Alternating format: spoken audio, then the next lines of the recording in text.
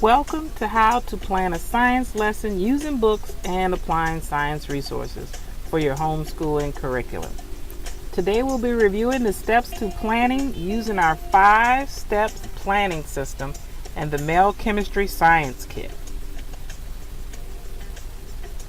Today's training video is brought to you by the Borderless Teaching Academy, a community designed for homeschoolers where we bring lesson plans from the schoolhouse to your house, where you can also find lesson plans, worksheets, ebooks for purchasing, as well as our podcast and our blog. So let's get started. So let's start with step 1, book selection. Since you can't judge a book by its cover, we have to use our tool to help you figure out what type of book this is. So with this step, we're going to work on the Common Core reading standards. And this is going to let us know what type of book that we have and what we can categorize it as. Your book will either be categorized as a reading literature book or a reading information book. The book that we chose that we're going to look at is called S is for Science. Okay, so when we look into our book, we have to remember what grade level we're in. This book we're going to look at is going to be for the grade levels K through 2. Or if you have a student that's in another grade level, you can always look for a book that's there in their appropriate grade level. Okay? Now we move on to our next step, which is subject planning. Bringing information from our last step, we will be planning for our science content area. Here you will find the science content area information. Under this step, information is going to determine the strand of science that it falls under as well. These science strands are from the Next Generation Science Organization. Next we have our section where we're going to take a look at what type of information this falls under. As you see here, there's a display of the core science disciplines. So our next science strand falls under the strand of chemistry. The experiment is called the MEL HEDGEhog. So taking a look under life science, we also see an example of what we can use for each grade up to 5th grade. On the Common Core webpage, they give us information that talks about the text exemplars for each grade. Our experiment will focus on the chemical reaction of chemicals along with the compound of zinc. Before you start, it's very important that you remember to download the MEL Chemistry app. Review all of the information under the tabs, especially the safety, the scientific description, expected results, and about following up for the experiment. Make sure that you watch the videos about the experiment before you start. Step 3, we create the appropriate questions for using our lesson. Our Phase 3 format goes over what we're going to be questioning, what's the review if we're going to hit on any topics that we had before. On to step 4. This is when you're going to experiment and you're going to implement all of your plans that we put in place already. So we're going to go ahead and take a look at our experiment time, and remember, some great additional resources for going step by step are a part of the MEL Kit under the MEL Science Kit and app. Okay, so we're going to take a look here. Our safety procedures, our gloves are here. I have my assistant helping me. We see the gloves. Also, don't forget. Okay, so we have 2 pairs here. And we're also going to not forget to get our vials out. We are provided with 2 vials to use for our experiment. We're going to take a look here. We have our 2 bottles with our solutions. Also remember to set up everything on our tray here if you have a kit. Also, you'll notice that there are 2 sizes for the gloves. There's a small set and there's a large set. I guess one is for the parent and one is for the student.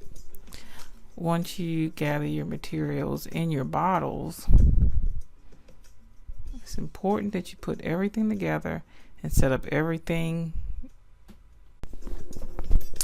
So taking a look here, just to remind you, everything should be on your tray. Do not forget your handy dandy card here. It says a MEL HEDGEhog. and it gives you information about the difficulty level. You also get one for the 10 experiment, but today we're going to focus on the 10 hedgehog. Now we've already created our first step where we prepared the 10 chloride solution, and we looked at our little card here, and we're at the phase of step 2 where we didn't forget to take our pellet and put it in there. Also on our phone, I want to remind you can do step by step. There's a stand that comes with the kit as well. I just don't have it set up. So as we take a look here, we're going to go ahead and put some of our solution in the other bottle. There's a follow-up that you have to do for your second part, and this is what we're doing now. We're going to do our second solution where we're going to add some water, and we're going to put it in our solution along with our zinc pellet. So taking a look here, this is what our first bottle looks like. As you can see here, the 10 is already at the bottom in the solution. We've already started to see some of our crystals forming at the bottom. It's important to notice that the solution has already started. Don't forget to time your information too, because I think that's a very important part. Also remember, it's good to ask questions or let your younger students or older students ask questions as you're going through your procedures. So let's go ahead and take a look at our solution, which is the 10 chloride solution. So we're going to go ahead, take the cap off, and we're going to squirt some of this zinc into our test tube. I have my assistant here helping me. And as we look here, we notice that some of the solution is coming out. Okay, it all came out. So take a look here. Remember, put the top back on your bottle so that nothing falls out. Safety first. Keep everything on your little plastic board here. And notice our zinc pellet is in our bottle. I'm going to go ahead and pour that directly into our tube. And as we tap, tap, tap, and wait for it to jiggle out, we have a lucky zinc pellet coming on out. And we see here, almost out. There we go. Just put it in there. I don't want 2 or 3 to come out, so just take the pellet out, place it in there, and then we're not going to forget to notice our time that we have going here. So starting the clock, notice that we start to see a little bit of some reaction going on here. So this will be labeled as test tube A or test tube 2. I say test tube B. Yes, this will be test tube B. So taking a close look here, we see some of these bubbles starting to form along the top here. So looks still mostly like zinc, but we see a little solution going on here. So I'm going to go ahead and put the top on here. Make sure that everything stays where it should be, all in one place. We're going to put our test tube here. Take a look at A. So vial A, we notice that it has this type of hedgehog solution, some crystals forming here. This one has, I think, about a 10-minute start. No, about 7-minute start. So taking a look at the bottom, we see that there are some crystals forming, but mostly our pellet. On the side, we can tell it's gotten a lot thicker. But let's take a look at our second solution. Remember, on the left, we have our B solution, and it still looks like a pellet on the side. So no real difference yet. We're gonna come back and we're gonna go ahead and look at our phone and see if we have any more additional information for this. So now we see here that we on the phone, you can see all the different information that you can find about this experiment. It gives you step-by-step directions and instructions, and also information about safety, disposal, and right here we're looking at our follow-up information because this is our second experiment. We're going to see what the difference is when you add water to the solution and break up the tin chloride solution. So taking a look here, we're going to scroll up, see what we have next. So taking a look here, we're on step 4. As you can see, we have pictures. Do not forget to take pictures. On step 4, you can also use our worksheet that we have that helps you look at what you're implementing and the format that you want to use. So taking a look here, we have pictures of our solutions on the left that we left off with.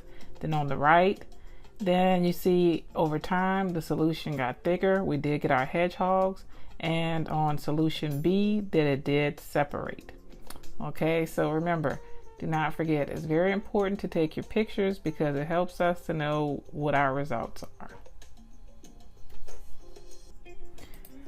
When we get to step 5, you can use this to evaluate. Remember, this is a great way to keep your students' work portfolio together. You can take a look at your standards to make sure you know which standards you attempted, which standards were reached, or if you're on the growth mindset, which standards were not met yet. Okay, like I said, this is an experiment that you can do again. This is an experiment that you can refer to for other different lessons to remind you that chemical reactions happen, and this is a good example of a chemical reaction that did take place and occur. Remember, pictures and proof are always good for your experiments to refer back to, as well as your student portfolio. For our credits here, I'd like to thank MEL Science who donated the kit. Music by Mr. Renard Poche. The tunes can be purchased on Amazon. Also, the Borderless Teaching Academy. Everything here, all the worksheets you've seen, can be purchased on our website as well. Thank you and good day.